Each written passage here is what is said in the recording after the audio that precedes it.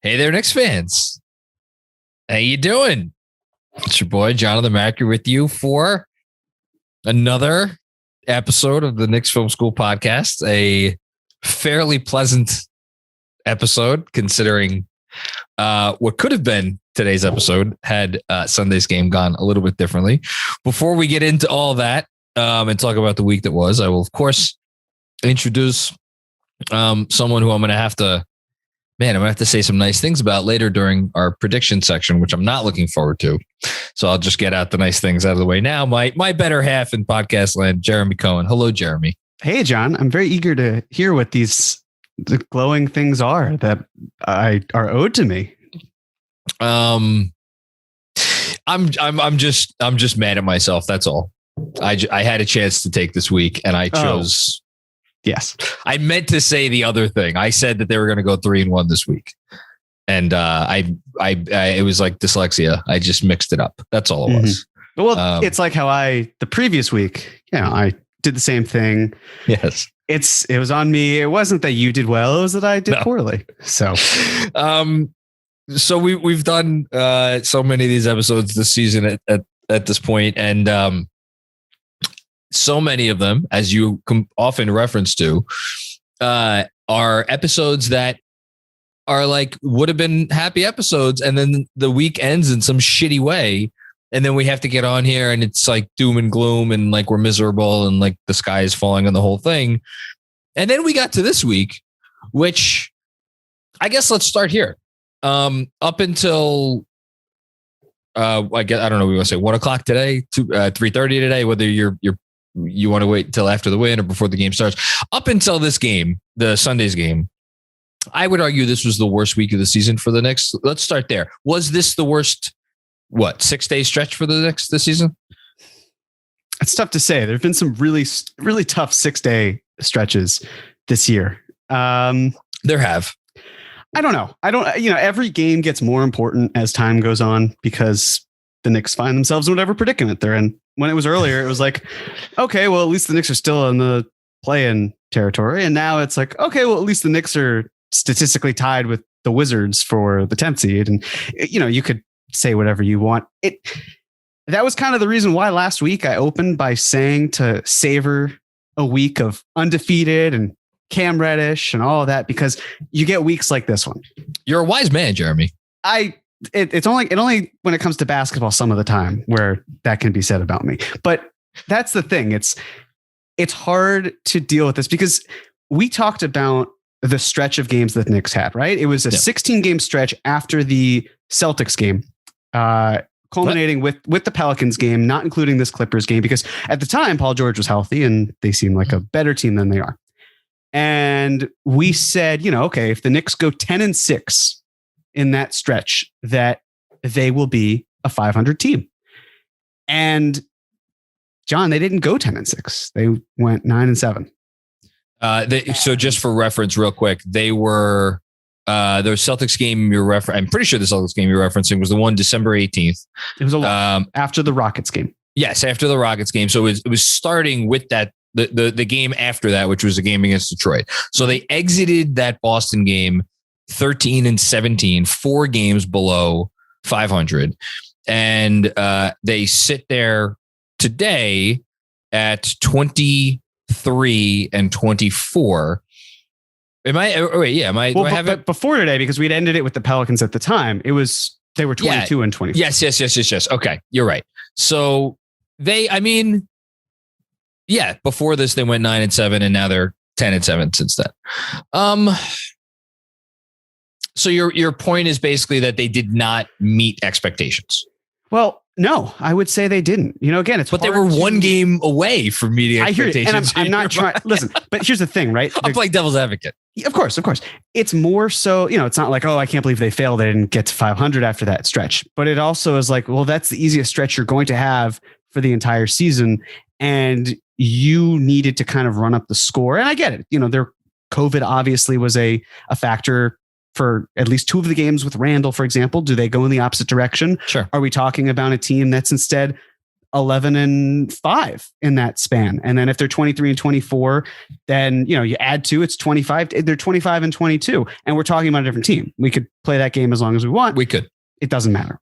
We are where we are. And the reason why I'm concerned about it entering today not being 500 is because of how difficult the road gets from now until the trade deadline and then beyond. And we're going to get sure we'll talk about that. But that is why it's like it's great that they finished above 500 against those teams in that stretch that we talked about being easier. You just can't help but feel like there are these games that slipped away. And I mean, throughout the entire season, you could say that really, but the whole point is like, if a couple games go this way, maybe that's the difference. And in the end, maybe it's not, maybe with the stretch of games coming up, maybe these games don't really have a major consequence. But it just, you wanted to win a little bit more of this stretch of games and the Knicks just couldn't get it done. I think the game, I wonder, I thought this today and I think I said it. To start the post game. So apologize if you listen to the post game and you already heard this point. I don't like to double up, but I do think it's worth mentioning.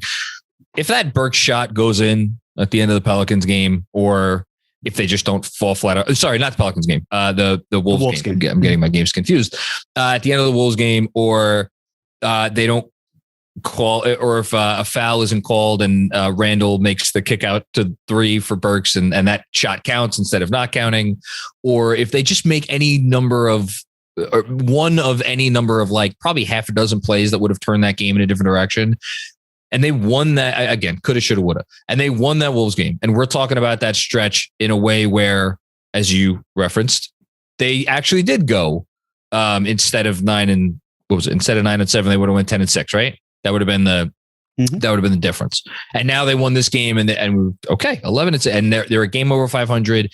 And instead of being tied with the Wizards, but technically in 11th place because the Wizards own the tiebreaker, instead they are sitting with a tie with Toronto for 8th place. And by the way, Toronto, I checked before, they were losing by like 20 something points at home to the Blazers. So like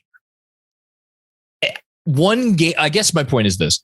One game probably shouldn't characterize like, as we are almost 50 games into a season, like, do we feel good about the season or do we not feel good about the season? Like one game shouldn't have that kind of impact. And yet you could kind of talk yourself into it. At the same time, like, I think the reason this week was the most disheartening week of the season for me, at least, is because even though they've had stretches where they've lost more games, I mean, this team lost 7 out of 8 games at one point. Like that stretch started with the Brooklyn game and the Bulls game where they played really well and they lost close games, right? Then there was the Denver debacle, which you witnessed firsthand. Then they had a nice win in San Antonio. Terrible loss in Indiana, tough loss Toronto, and then Milwaukee, Golden State, which were, thought of as or are still thought of as 2 of the top teams in the league. And then they kind of went on a nice little run here. I think this is worse because I think foolishly, I won't group you in with me. Maybe you did, maybe you didn't. Got myself thinking again that this team could maybe do a little something this year. And this is nope, not for you. Nope, not even for a moment.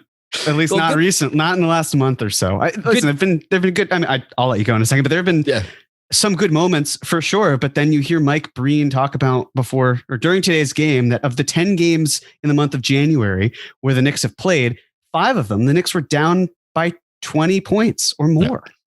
That's reprehensible, especially when a fair amount of them are at home. And I think the other thing as well is just this Pelicans game that kind of had a lot of these issues come to a head. Yep.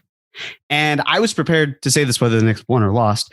It feels less of it feels less true because it comes after a win, whereas if it were a loss, I feel like people would really resonate with it. But I'm beginning to wonder if what I said about the Knicks being a 500 team was actually too generous.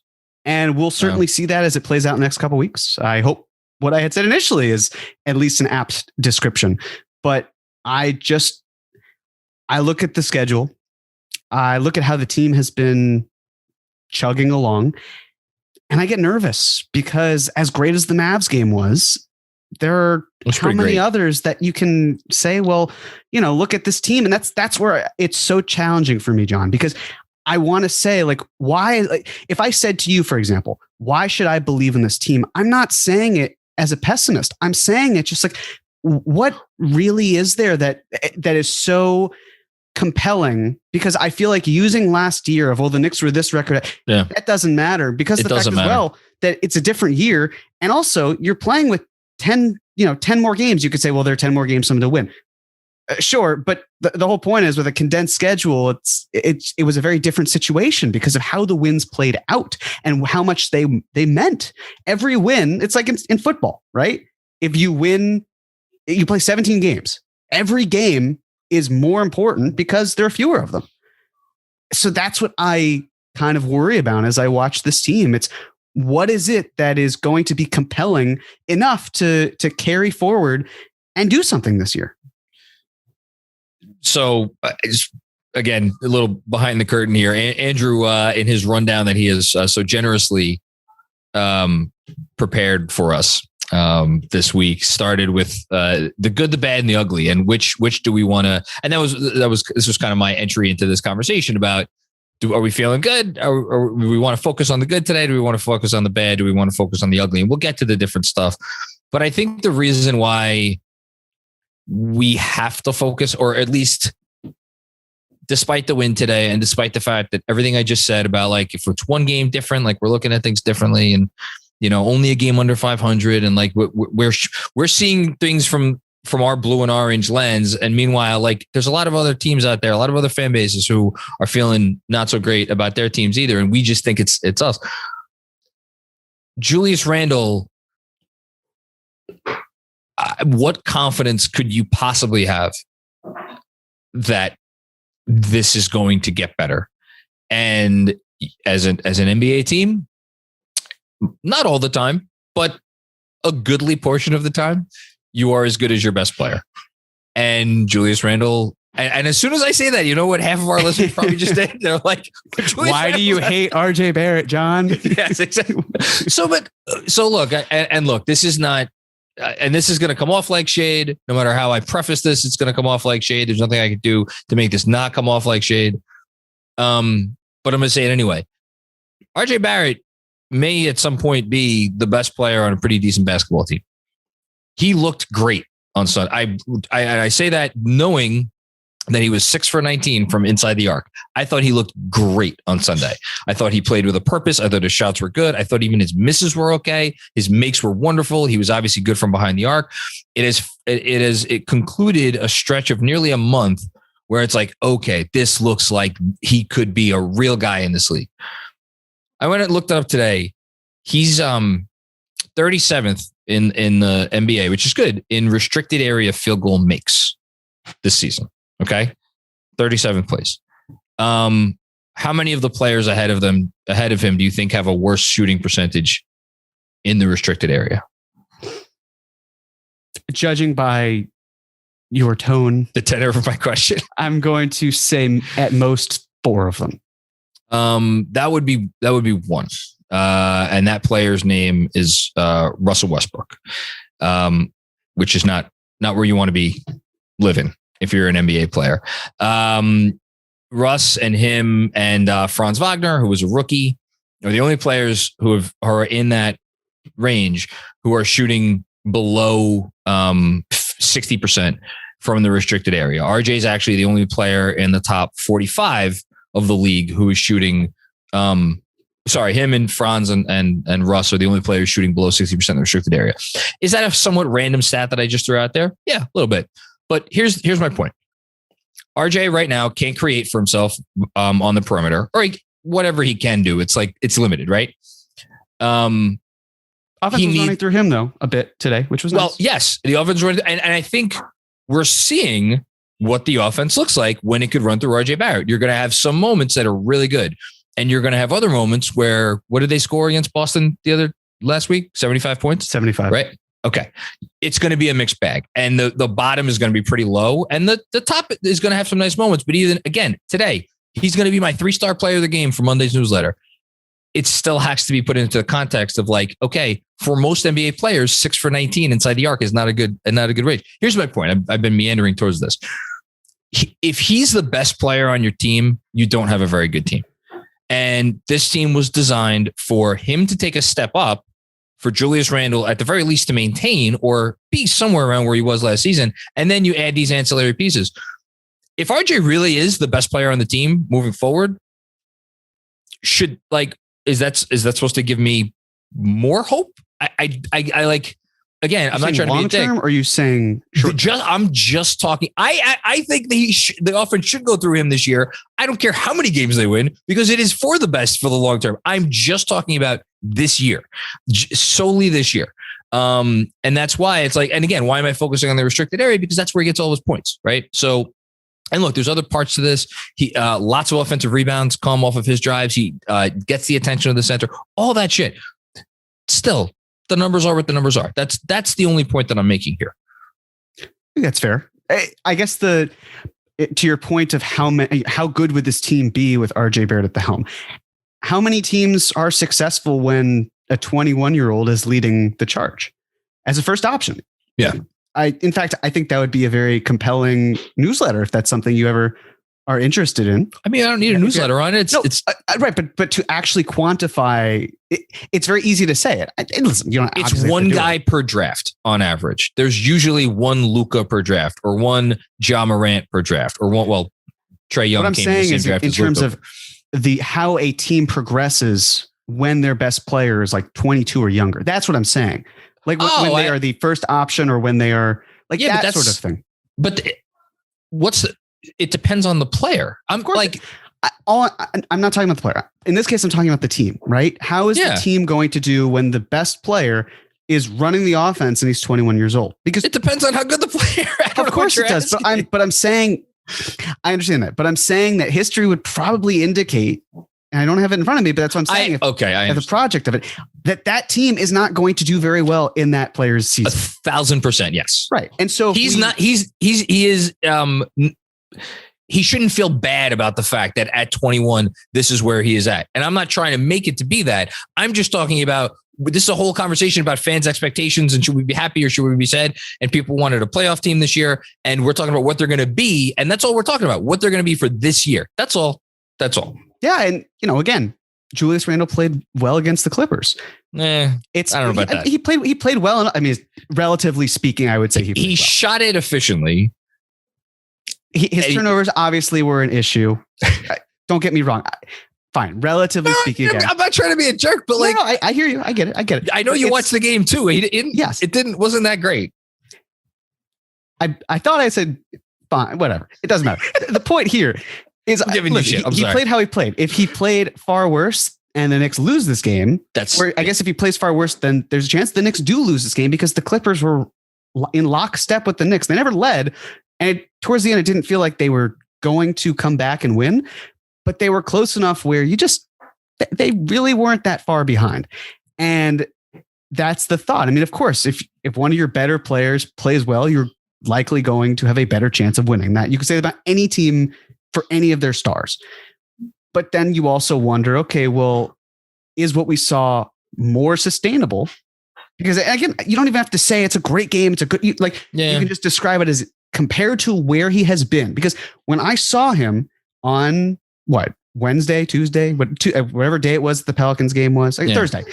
And just we all saw it on TV, but when he was a broken human being. Yes. At the end of the half where he was inconsolable. And then you have this issue of where the Knicks are not having him speak in front of the media, which to me kind of feels like, okay, you're taking something that really isn't an issue and turning into something that could become something of an issue. And it just gave other entities ammo. And I didn't understand why that was the case, why there was the need, unless he said, I really don't feel comfortable going out there. But then at that point, I'm thinking, well, I hear you, but if you don't feel comfortable going out there, I mean, that comes with the territory of being a leader.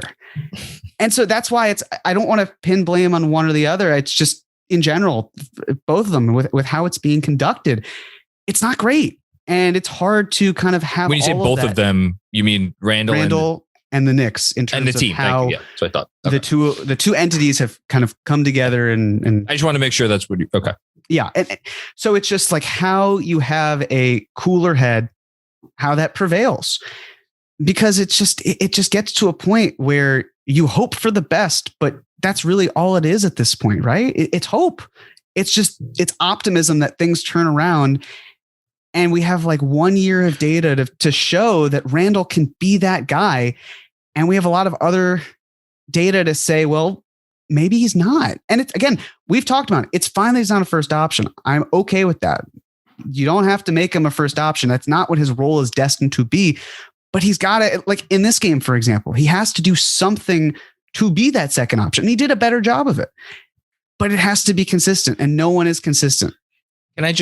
He did a better job than shooting 1 of 9 from the field and scoring 4 points. But unfortunately, that is the threshold. That is our bar that we are operating with. Yeah, it sucks. Like, I don't even know what to say. I mean, I know in saying that you realize it is as absurd as I realize hearing it. It's just so. Look, I don't feel too bad about where things are at. And I think, because I am the eternal optimist, I feel okay. And I know you do too, because your eyes are on the big picture. And I know you trust this front office as much as I do. And I know you don't get caught up in the emotions of it, which is good. I guess I would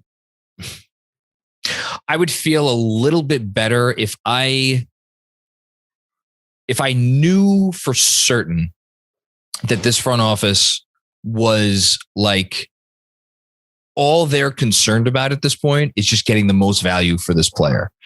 And that everything that we're seeing this year, the fact that like he has been let's just say he has been somewhat coddled by the organization. Like obviously Thibodeau still like will defer to him and gives him the benefit of the doubt. A lot of people, I think people are mad at Thibodeau for a lot of reasons. And this is the ugly part of the good, the bad, and ugly. But I have to think that the one that stands out the most is the feeling like Thibodeau has almost in a sense become an enabler for Randle because of the stuff we see every game. And there doesn't seem to be, if there are consequences, like we don't see it. Like, I have to bring it up. There was tweets today from Popper and Steph Bondy that there was a timeout. And again, I wish I was making this up, where Thibodeau was drawing up a play in the huddle and all of the Knicks were, I guess, surrounding Thibodeau as he's drawing up whatever the hell he's drawing up on his whiteboard. And Randle, according to two beat reporters, was walking around the court and saying hi to his family. Like, that's just strange to me. Why? What is the reasoning for that? If I knew that the front office was like, okay, we thought maybe it would go better than this. It has not. Let's just figure out the best out plan possible and not do anything rash. And like, look, this season we were never going to win anything in the season anyway. Let's just get through the year and like make the most of it. We made our Cam Reddish trade. We'll feature RJ Barrett, XYZ. And if I knew that, and also I have to throw in also, if we knew that they were looking to move Kemba Walker, because that ship has sailed. I'm sorry, but we're done. Where do you, I haven't checked in with you on the Walker thing. Where are you on Walker, who didn't play today, and RJ, coincidentally or otherwise, looked pretty good again? Walker, barely even knew her. I don't know. Listen, I don't know. Whatever. With Kemba, where am I at? I would say I don't know. I don't know. All right. So here's my thing with Kemba. It's a certain point where, agreed, it's not going to work, and the Knicks aren't going to bench him from the perspective of making him a sub. And I think they would rather just say you are a starter or you're out of the rotation, similar to how they did that before. But they also cannot, in good conscience, say, no, you're out of the rotation again, because the backlash would be too much, in my opinion. It's just like the idea of you removed him before and now he's back. He has, these incredible games. He has a triple-double on Christmas. And he comes back and his knee is acting up, and instead you just say he's out of the rotation again. I just don't think that's a good look. And I think that's something that they care about to an extent based on the fact that Kemba is well liked. We've had a similar conversation in the past about the politics and all of that with Kemba. And I think, and again, and that matters. It does. And now here's the thing.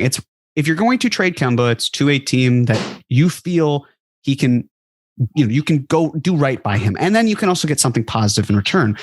The question then, of course, is what team, who needs him, all these things. Because if you're trading him, you're not trading him most likely to be a starter somewhere else. You are trading him because he'd go somewhere and he'd play off the bench. Do they need something positive back?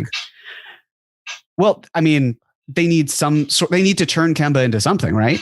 If they, I'll could pull up similar salaries, but like he's an easy salary to move because it could be as little as 4 point something, and then as much as like 14 point something, right? So like, look, we don't have to go through every deal. Like if you take back bad money, maybe you require a better pick. But like, if it was essentially a net neutral deal, and you were just get him out of here to, like you said, do right by him and to clear up what is clearly a bit of a situation with the rotation. Cause like, I don't know how much longer could they if the guy was like 100% healthy, I'm not even sure if that would be, I guess we would have more of a sample size, but like I don't know what they're waiting for. Are they waiting to like, if the rationale is like, let's just give it 15 more games in a row and see if maybe then they can figure it out.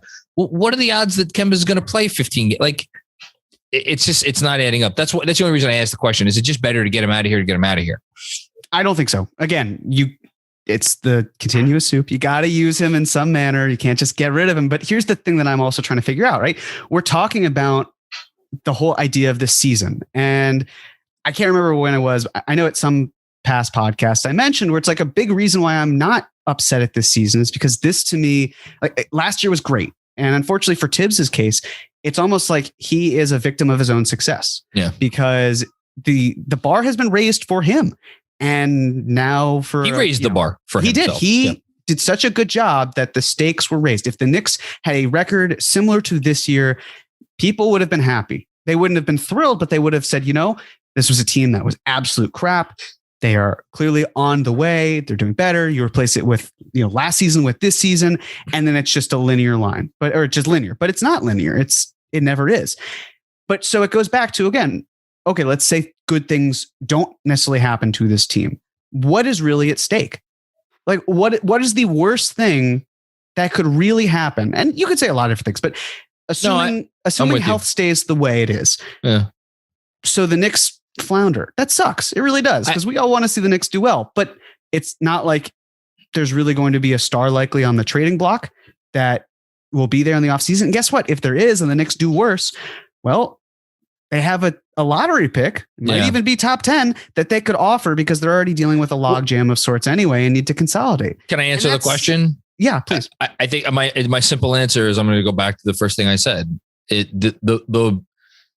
I think the reason this season has so many people down, me a little bit included, is again because I think the worst case scenario for a lot of people is what we're seeing. Randle playing like this off of that new contract. And I want to be very clear. I'm not saying he's untradeable. No player is untradeable, but like Randle, like they could move that contract if they wanted to move him. They can move him tomorrow. Like some team is going, you might have to take back some money that you don't love, but like you'll be able to move him for a player that is like a good player in terms of like fit and like all the specifics. Like, so it's not even from that perspective. It's just, you were tethered to this guy and that's why I said what I said before. Are they still tethered to him mentally as a front office, as an organization, or have they moved on to the point where they're like, we're just going to operate in our best interest? And that's if Julius Randle's here or Julius Randle's not here. We don't really care. But that's why I keep going back to the idea of, are they building with Randle or building around Randle? Because if they were building around Randle, I think then that ship has sailed. But right, exactly. The genie's not going back in the bottle. You've enabled him. I don't know what other word to use. You've enabled him. But what I'm saying more is, like, if the Knicks really said Randle's our guy, we are going to do right by him, they would have made other moves, or they would consider making moves that are, hey, let's go more for the present. They're not necessarily doing that. Could you argue then that Cam Reddish is kind of like the best of both worlds? Sure, you're trading a first round pick, but you're also getting back a young player who's still on his rookie contract.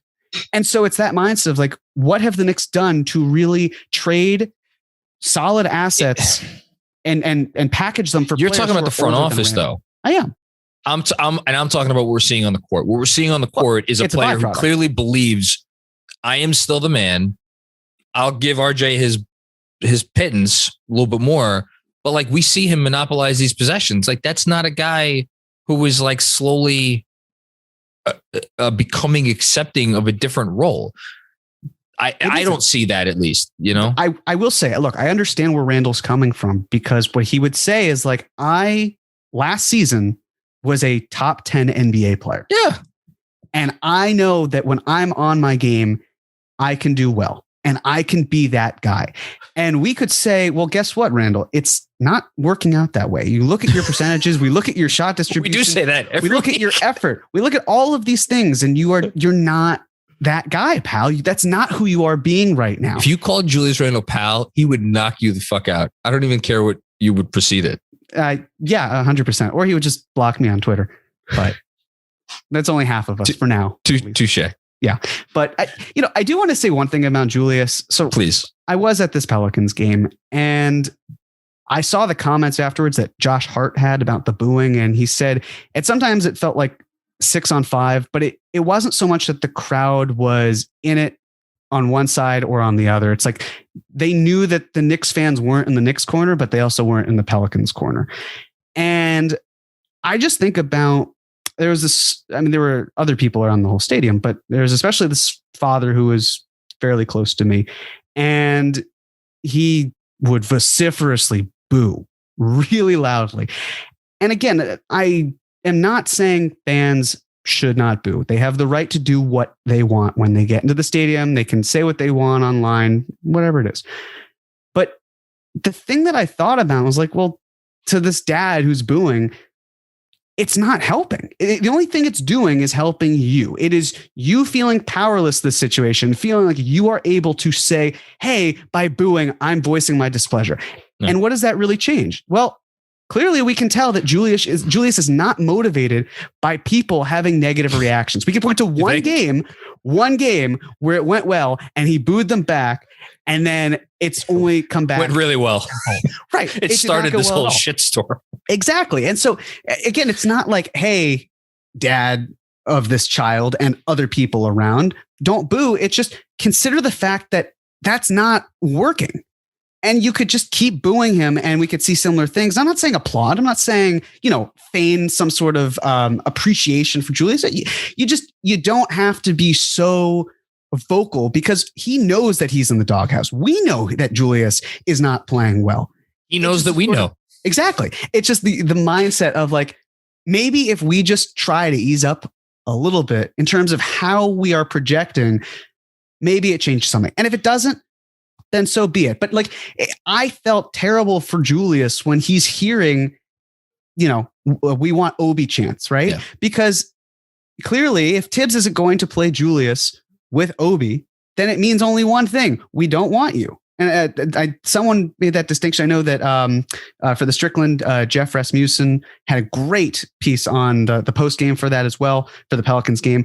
And it's the sort of mindset of like, we as fans are starting to turn Obi into a folk hero. And you could then say, well, Thibs is doing that because of the fact that Thibs isn't playing him. And I hear you. I would love to see Obi get creative thanks to Thibs, 100%. But it's really hard because I hear the Obi chants and it brings me back to like Theo Pinson type chants. And we can all say that we love Theo and also acknowledge the fact that Theo was a team cheerleader that we wanted to succeed. Yeah. Obi is not Theo Pinson. Obi is a lottery pick from 2 years ago who deserves the chance to play.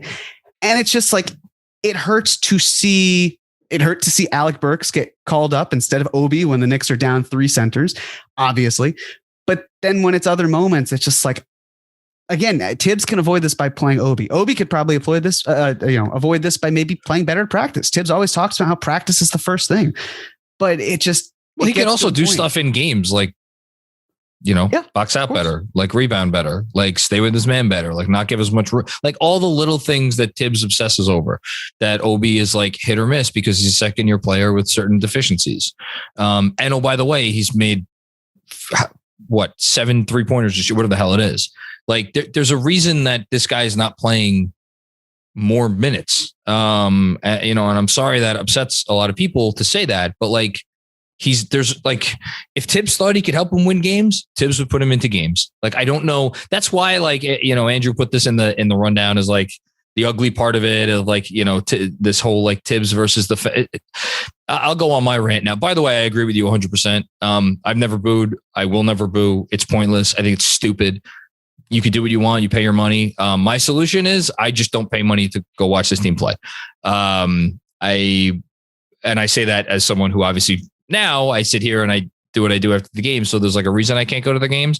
But like any of the years where this team has been playing poorly, including this year, like I personally am not someone that's going to like risk X amount of money with the distinct possibility that they're going to show up and stink up the joint. Other people like pay the money and hope that they see a better product. And when they don't see it, they boo. I don't know. The Thibs Obi thing is just like, again, I don't know how else to say it. You're basically saying that Thibs doesn't know what he's doing, which to me is like, it's just very disrespectful to a guy who is widely acknowledged as one of the best coaches in basketball. I think you can quibble with some stuff about Thibs. I've had this discussion, God knows, with Schwinn many times about like, I've had it with myself many times, like what can and what should and should not, I guess, be like allowed with fan criticism. Like it's okay to pick nits about like like again, Burks going back into the game instead of Obi. Like I agreed with it. A lot of people didn't. Whatever. His like insistence that quickly can't be a starting point guard for this team is annoying to me. I wish he would give it a shot. At the same time, like I know he has his reasons. I know he has his reasons for everything. The Obi stuff from the fans, to me, the reason I get so annoyed by it is because it comes off to me, again, this is just me, as like you're doing, like it's so clear that you're doing the team a disservice by not playing this player. And we're not talking about a guy who has come in and during his minutes, like done the things that he needs to do to warrant that playing time, So I just don't know where that leaves us. I understand we're all frustrated with Randle, but again, from an organizational standpoint, if people around the league start to get a sense that like the Knicks are out on Randle, like at least right now they could like people looking and be like, okay, Randle's going through his issues, but they're still running him out there 40 minutes a night. If this started to be like Randle's playing 28 minutes and Julius and Obi's playing like 20, everybody around the league would be like, oh, wow, they must really want to get this guy the hell out of there. And that's just not worth it to me. Aside from the fact that Thibs is trying to win games and he knows his best chance to win games with the roster as currently constituted is to get Julius Randle right. And he's going to keep beating his head into a wall until it either happens or Julius Randle gets traded or he gets fired. And that's just the way it's going to be. If he thought Obi could do better, he would play Obi. He doesn't think Obi could do better. I think it's just that simple. So that's all I wanted to say on that. I think it's well said. And I think the other thing as well, and Schwinn made this point, is it's almost like the front office needs to save Thibs from himself.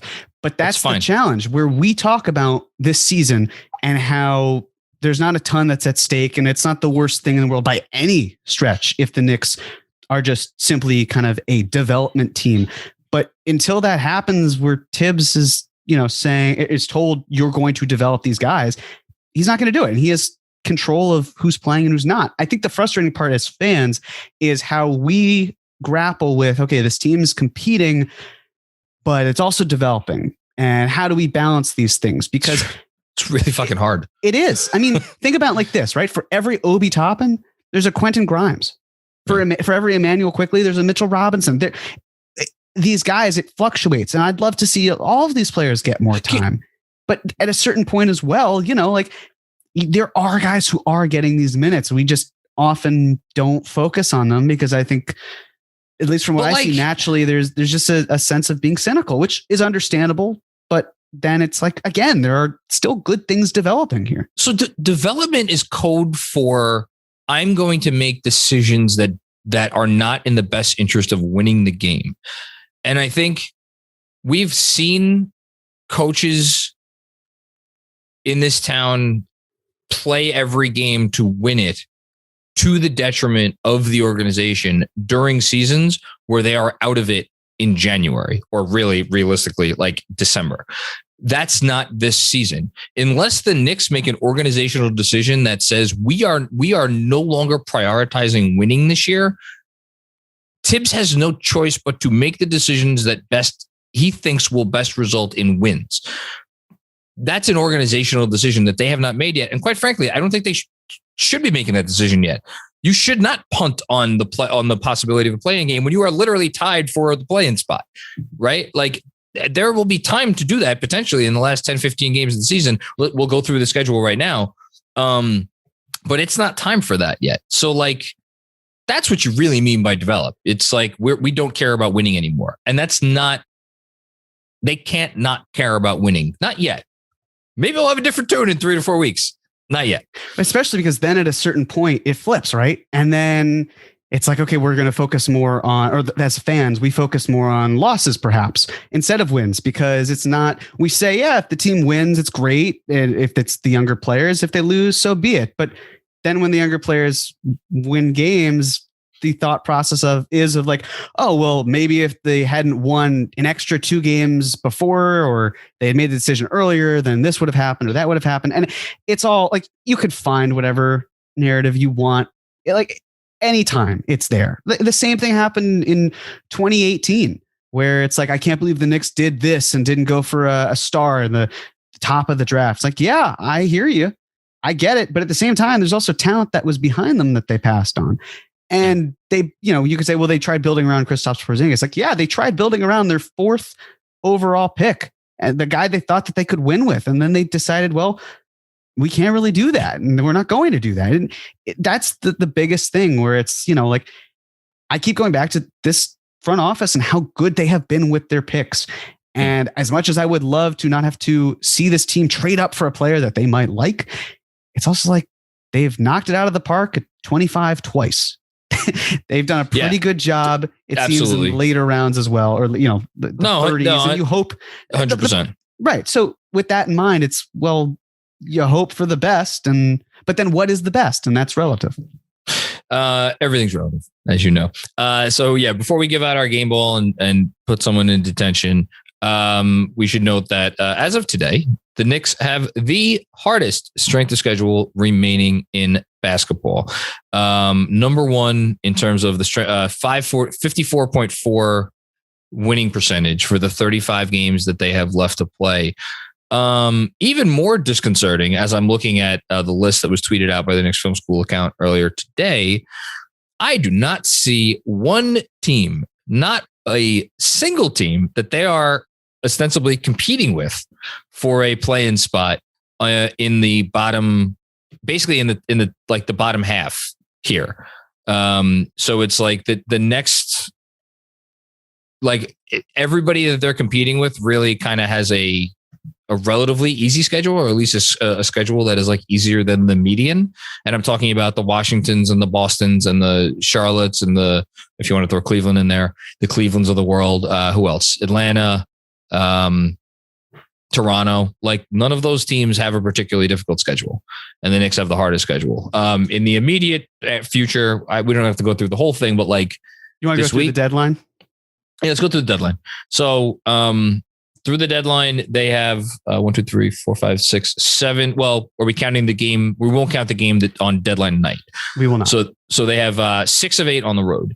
Here's how it goes. This week, at Cleveland, at Miami, at Milwaukee. They will be underdogs in every one of those games. The closest spread will probably be Cleveland. They'll probably be, if I had to guess, 4.5. I was going to say 5, 5.5, 6, something like that. Point dogs. Then they got Sacramento at home. Should be an interesting game. And then Memphis at home, which we'll see how Memphis is playing. You never know. Crazier things have happened. And then 3 games on the road before the deadline at the Lakers, which still feels like it's a hard game, even though the Lakers suck, but whatever. That's an ABC game, by the way, on Saturday. And then at Utah, where just nobody wins. And then at Denver, which is a team that I feels like the Knicks have not beaten in a very long time. I can tell you when. It was 2006. That was the George W. Bush administration. That's how long it's been. Is that the last time the Knicks have won in Denver? We have had 3 U.S. presidents since the Knicks have won in Denver. And it was the Jamal Crawford. Jamal Crawford. So I'm going to go out on a limb and say for these 8 games, I think 3 and 5 would do. They do pretty well to go 3 and 5. Mm-hmm. And then, by the way, trade deadline night, they're at Golden State. I really do feel. My honest answer is I think they would do well to go 3 and 5 in these games. 4 and 4 would be something of a fucking miracle. Although I don't know.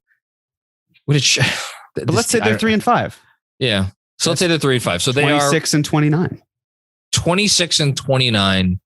And again, looking at the standings, I guess here's the point before, and then we'll go to game balls.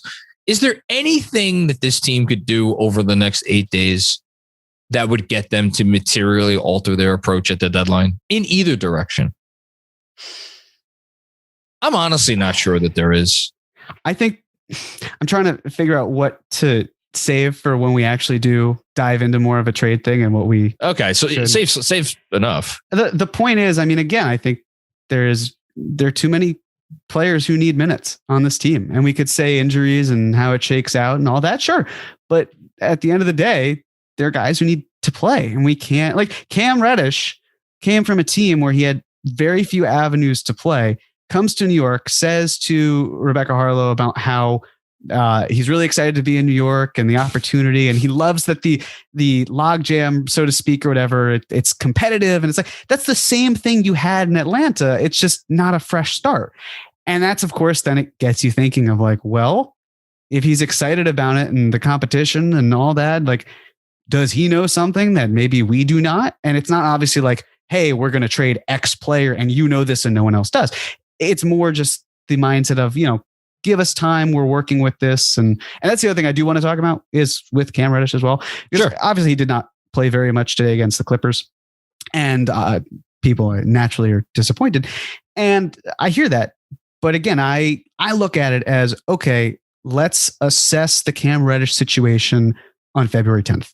Yeah. Let's see how this team shakes out and what the Knicks decide to do.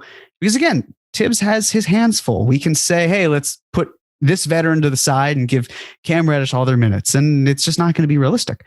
And it's trying to fix, put all these pieces. And it goes back to then that point of what is the front office going to do to make Thibs's life easier? He may feel that his life is getting harder by having less talent, or younger talent, and having to develop them. Make his life simpler. Sure. Yeah. Fewer choices, Yeah, exactly. I think that's like pre-portioned meals. You only eat what's given to you. But by the way, the Wizards only have 6 games between now and the deadline. That's interesting. I guess we have a packed schedule. What were we going to say? Well, I was going to say the Wizards are also, this is the other thing. How are these teams around the Knicks going to also handle themselves at the deadline? Well, because if I'm the Wizards and I see Bradley Beal, and, if you see the comments, obviously, about the contract, because I know he won on the Woj pod and all that. No, the fact is that by waiting, Bradley Beal is eligible for a 5th year, and he will get to the 35% max threshold because he will be entering his 11th season. They're not. Obviously, they're not trading him. No, but the Wizards are also an interesting team because they, like the Knicks, have a consolidation issue. They have too many good players and too many players. Well, I don't know about that. They have good enough talent. It's not great, but it's like if they jumped into the Jeremy Grant sweepstakes, I wouldn't be surprised in the slightest, because to them, they have, picks that they've had that they could consolidate. Right. Can I give you their next 6 games before the deadline? Clippers on Tuesday, which again, feisty team, at Memphis, at Milwaukee, at Philly, home for Phoenix, home for Miami, and then they have Brooklyn on trade deadline night. There's a chance, and by the way, the Wizards have lost 3 in a row. There's a chance the Wizards win one of those 6 games, maybe 2. I would probably conservatively put it at 1. So the notion that, other than Atlanta, but again, let's say Indiana, or in Atlanta goes 5-1 or 6-1 or whatever between now and the deadline. The Knicks are going to wake up on the morning of February 10th and they're going to be like, we're right there. we're right there. And whether you think that that's the most asinine thing in the world for them to look at this thing and be like, there's something to go for here, it doesn't matter. Like that, you can't. That's just not what's done in the NBA. You don't see teams who have a possibility of a postseason of some kind be like, and by the way, here's the other part of it. It's done. It's just when it's done, it's very rash and it does not work out in the long term. That's the big thing. And people who are desperate to hang on to their jobs and say, let's start to go in a little bit more. Like the Wizards is the schedule you're talking about. I hear you in the fact that the Knicks would still be right there and could compete, and that's how they could sell it, and it's fine. It's then like, okay, well, if the Wizards have lost 3 in a row, if they've lost of those 6 games, 5 of them, and they're 1-8 in their last 9, then that's the perfect way of saying, no, we're going to get you help, Brad. We're going to go in and do this. And then if you're the Knicks, you're thinking like, okay, well, we don't even have to necessarily get help because we're just working and we're already in lockstep with them. And then you don't have to give up on anything.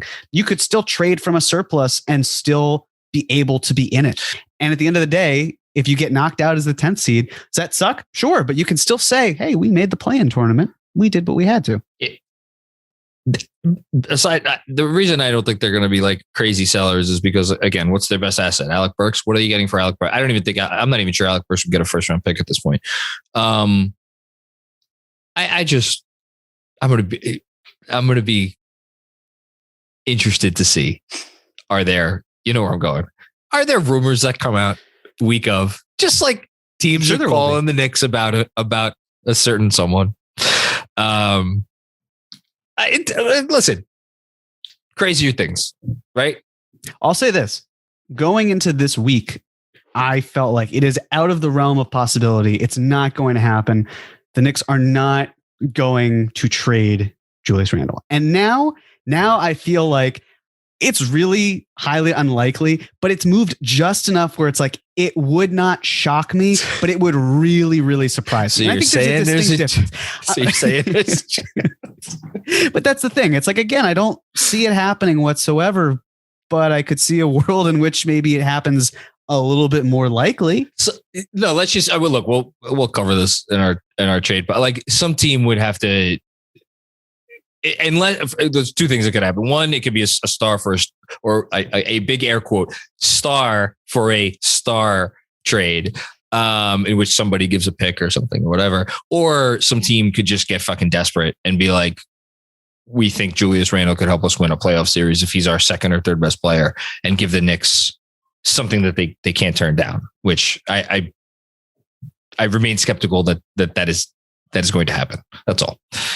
Okay, let's do game ball. Okay. I feel like I've been I've been commandeering the good game ball recipients of late. Yes. I don't want to do that. I feel bad. Okay. That's all right. I don't really mind, but I will take it. I will take the first one. Although if I pass up RJ Barrett, then people are really going to think that I hate him. So I'm really in quite the conundrum. I'll tell you what. Take the first one. Think of me next week. We'll work from there. I'll give my game ball to RJ Barrett. Despite everything I said earlier about his poor shooting in the restricted area, I stand by. I do think we are witnessing a player in the midst of a leap of some kind. I don't know where that leap, brings him to in terms of the hierarchy of young players in basketball. But I do know that the numbers that he is putting up are not like fake numbers. Like you not that any numbers are truly fake numbers, but like it's meaningful that your wing can pull down 14 rebounds in a game and initiate the break. And like just get in there and like get 14 rebounds. Like that is meaningful. His assists that he is getting are meaningful. The fact that he is making, again, a pass here and there that makes you see like, okay. And just more than anything, the fact that he has been the number one, because this is now, I think, something like the 8th time in the last 11 or 12 games that he's led the team in scoring, something of around there. it doesn't look like the moment is getting too big for him, which I wonder, and I wondered aloud a lot after that stretch earlier this season where he had those like 4 or 5 straight really good games. Did it start to get to his head? And now it seems like he's been given another crack here, and he seems fine with it. You'd like to see some more efficiency. I'd like to see a little bit more playmaking, but like those are quibbles. He looks the part. He had a really nice game today. He's I know it's been a little bit up and down, but I'm just going to give it to RJ out of respect. I think that's fair. I thought you were going to end it like, and I still hate his fucking guts. No, but I do. I do. Oh, you hear it, folks. See, here's the crow. The crow. Oh, sorry. Crow knocked into the microphone. See, there's Mr. Crow. Eat the crow. Well, speaking of eating crow, I guess I will go with Mitchell Robinson in the sense that, I, as of however, a couple months ago, wherever it was, he just did not look good. He looked like a shell of himself. Said was not really interested in moving forward. He has now obviously progressed. It's been great. I'm thrilled to have been doubting him, and he's doing great. I'm not saying it's because of me. I'm not saying it's because of me. The protagonist in this world, it's because of you. But it's fine. Yeah, of course. Good. You're welcome, America. Specifically, or anyone really who's a Knicks fan. But it's just the ability to be bouncy, be switchable, the offensive rebounds, just the stuff that he does so well.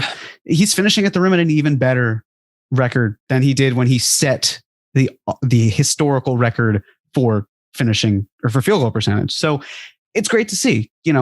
I still am curious what his long-term focus on this team is. I don't say that to throw shade. It's just, again, there are only 2 guys left that were here before Leon Rose and his administration. Do they plan on keeping both of those guys based on how they're playing? I sure as hell hope so, because John, these 2 guys are the ones we just mentioned. So You hope that they can continue and they can thrive here.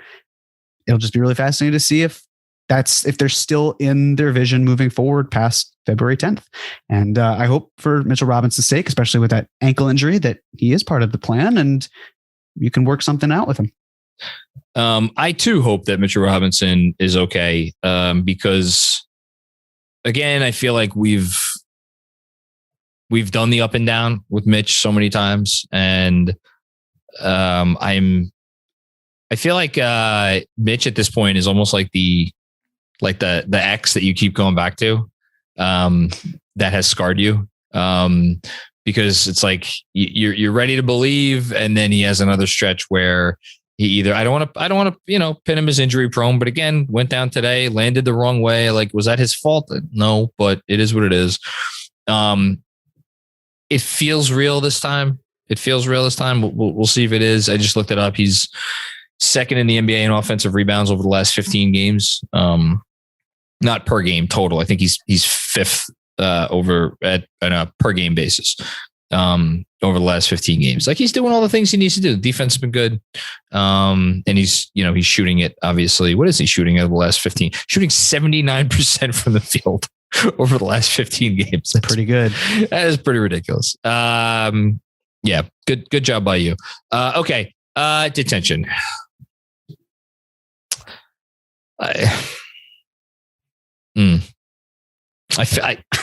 Sorry, I'm just reading one of the players that Andrew listed, and then the last one, and then yeah. I don't know what to do with that. Here's what we can say.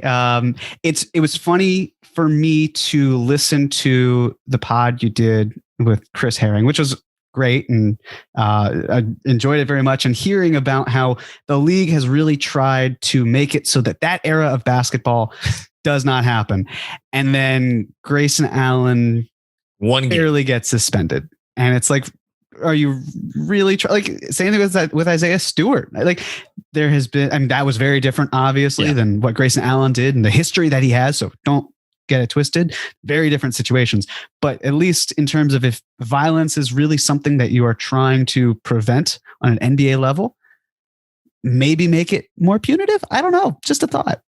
It is. He's not even in my detention, although he deserves to be in a detention on his own. Okay. I feel like I piled on Randle so much. No, I have to give it to Randle. This press conference thing has just, like the whole season, how he's responded to all this. And I feel like I've said some version of this over the last few weeks, and I apologize if I have, and this is just spinning my wheels, but like, it has just made me dislike him. It has made me dislike rooting for him. And that is the worst place to be as a fan. When you are at the point where you're like, I really don't even like rooting for this person. I don't like, I have everybody has their not blind spots. They're like a sort of fellow that just, you don't, it's not your cup of tea. That like just someone that can't deal with the heat. If you're a professional athlete in New York, it just rubs me the wrong way. I don't care for it. And yeah, I don't really want to say anything else other than that. It's just, I'm giving Julius Randle my detention for the week. I hope he makes me eat my words. I hope he makes me change how I feel about him at this time. I just like, if you're going to play like shit, own it. That's all. Just own it. And then everybody you move on. But this stuff is just like, come on. It's ridiculous. Well said. I agree. This is trickier for me. So I know that Andrew wants me to pick Thibs because he and I were texting back and forth about this. And I think he's a worthwhile candidate. Obviously, okay. It's the sort of you do as you please. But I'm not even saying that I'm going to pick Thibs. That's the thing.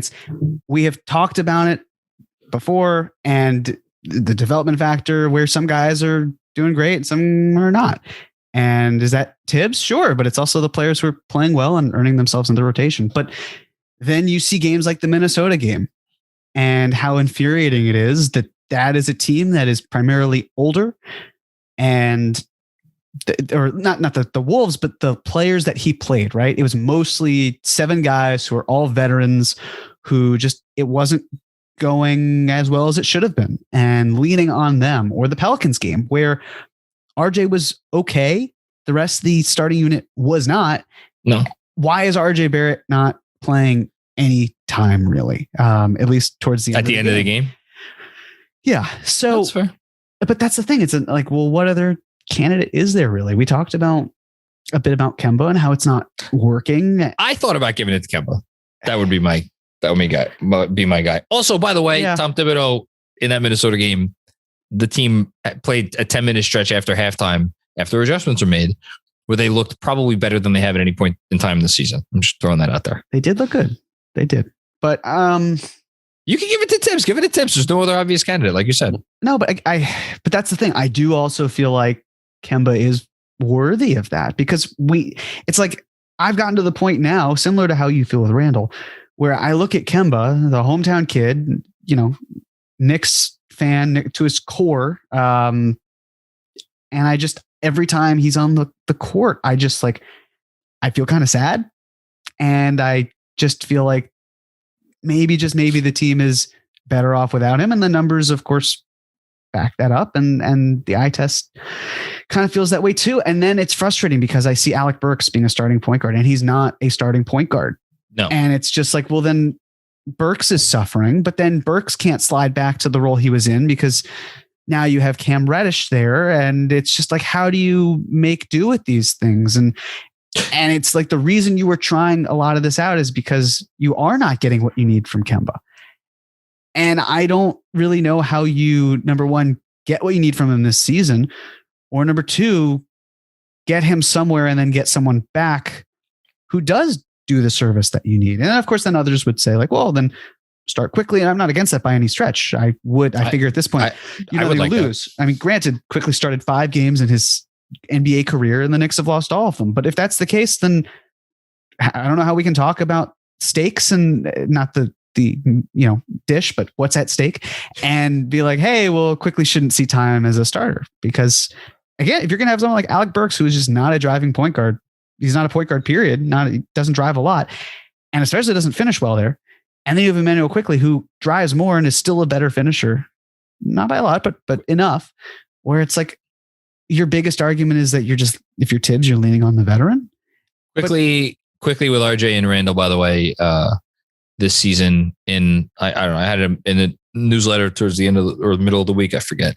They're last I checked, plus 10 per 100 possessions, and not a huge sample size, but also like significant enough that you have to pay attention to it. It's like over 100 minutes.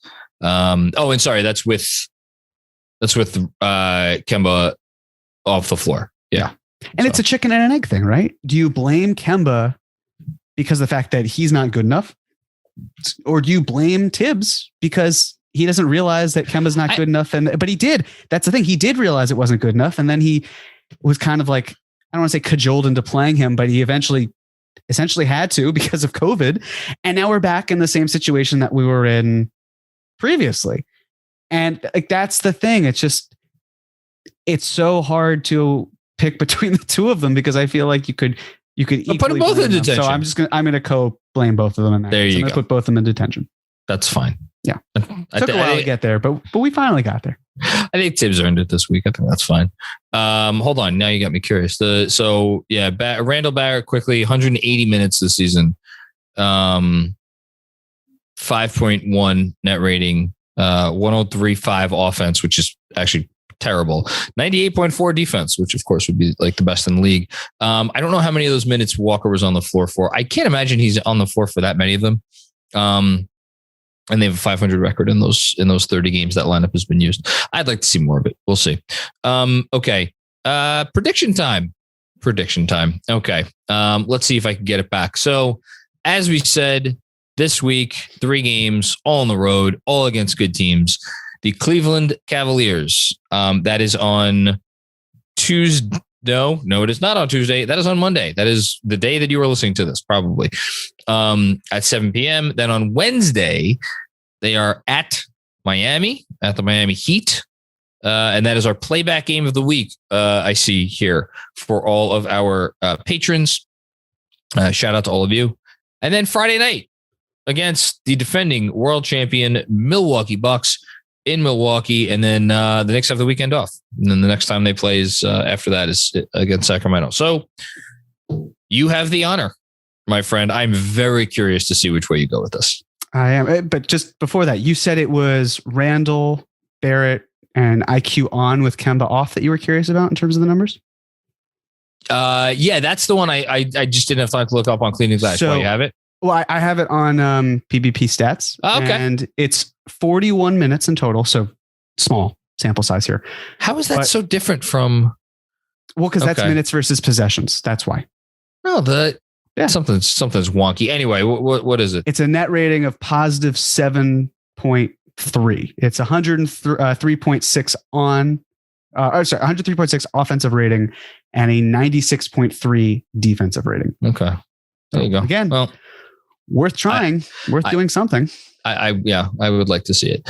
Okay. So the direction I'm going with this, I have really struggled with this because here's the thing. If I go with 0-3, then it just takes one lucky game. You're not going to go 0-3. I know you. You're not going to go 0-3. You're right. I'm not. I go towards the middle. So I'm going to go with 1-2. Okay. So that's the only decision you had. Which is to say there was no decision. That was the call. So do I want to be Debbie Downer? See, here's the thing. What? What? Yeah. We both said the same thing. Yeah. I don't think 2-1 is likely by any stretch.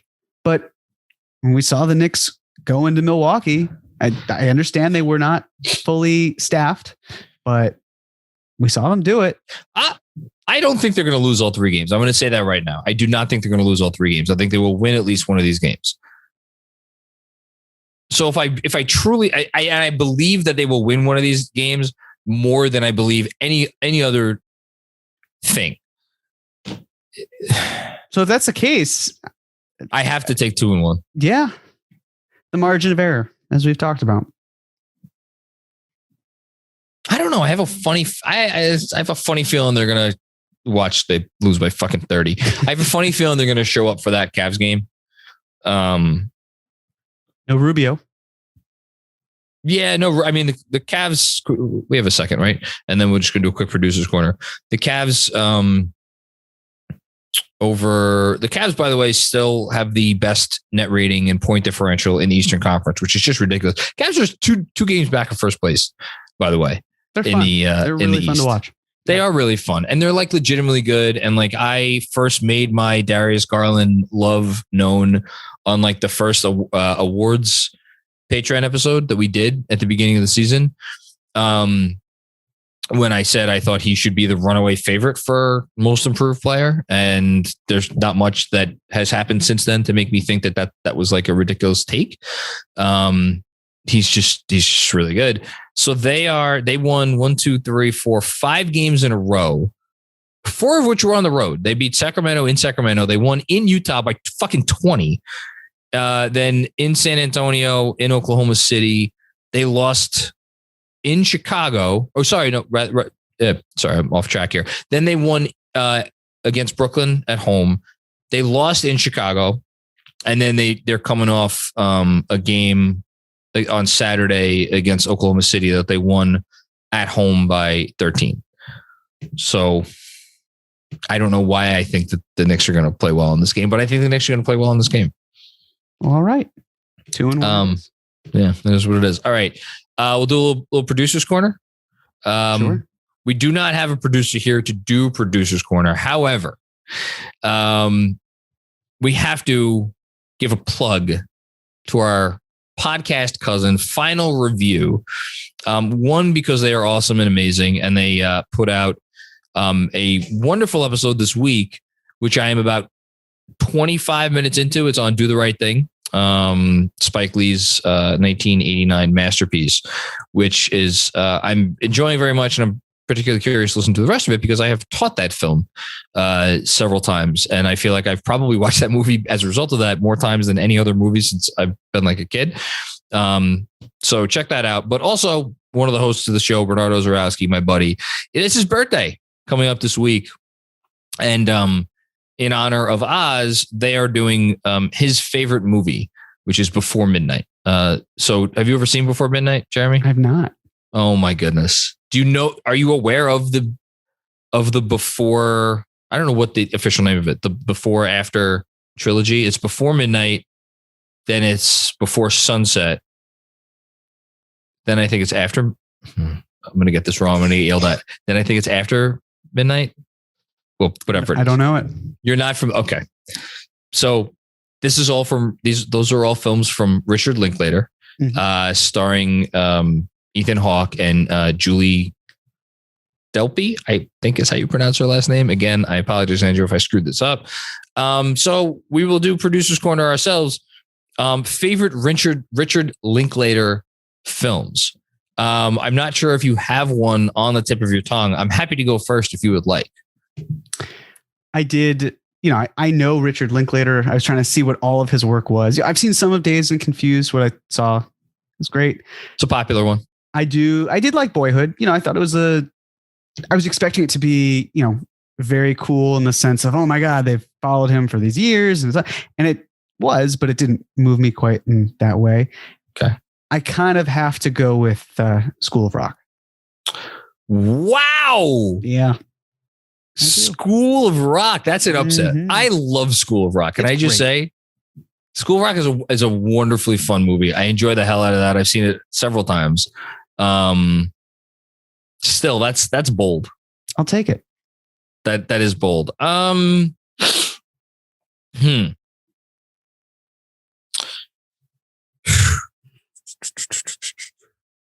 What do I want to do here?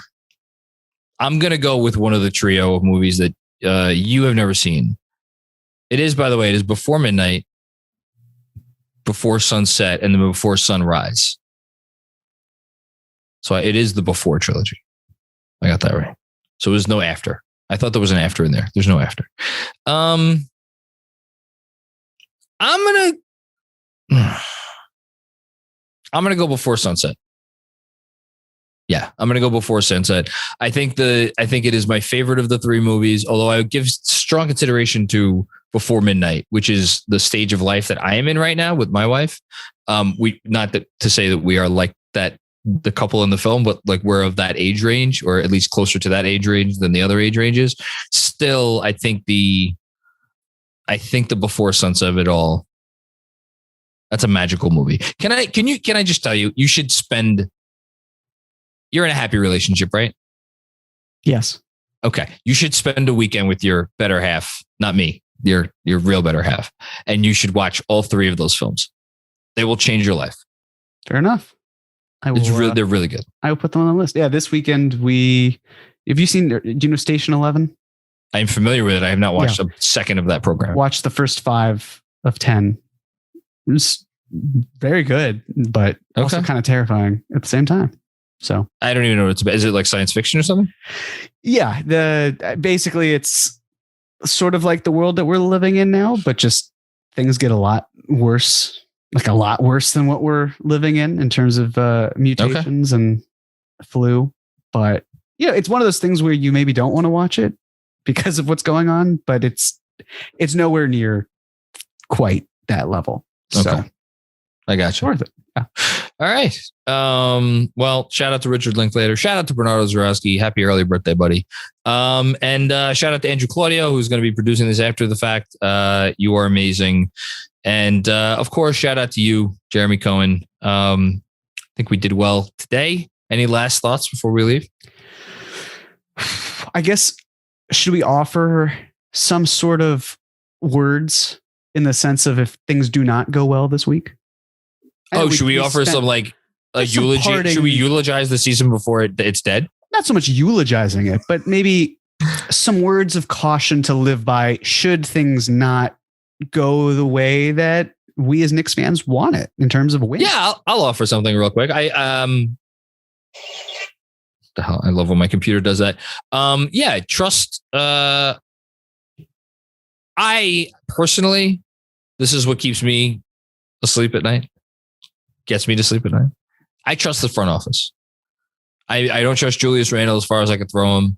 I'm not sure what RJ Barrett is going to be. I'm not sure what any of these young players are going to be. I don't know where we're going to pick in the draft. I don't know any of that stuff. I trust the front office, and I trust the front office has their head in the right place. I think there's smart people there. I think Brock Aller is very smart. I think he has Leon Rose's ear. I think they're good at evaluating talent. I think Walt Perrin's very good at his job. I think whatever happens the rest of the season, if the front office is honest and like open about where things are, no matter how bad things get, I still think the organization is in a pretty good place. Not to say that things can't go wrong. But even with this up and down season, mostly down season, I feel a lot better about this team than I did about teams of the past because of the people we have in charge. So I'll just say that. I think that's great. And I'll leave it at that because I think you said it perfectly. The only thing I'll add is hopefully that entire thing is null and void because you won the week and I'll be thrilled about it. You said that last week. And then I won. I think you won. On that note, thanks everybody for checking out another episode of the Knicks Film School Podcast. Don't forget, if you like what we do here, feel free to not only subscribe if you're not already subscribed, but leave us a 5-star rating, drop a review, say some nice things. We appreciate it. Those things help us out. And we will be back with another episode with more fun and games very soon. Peace out.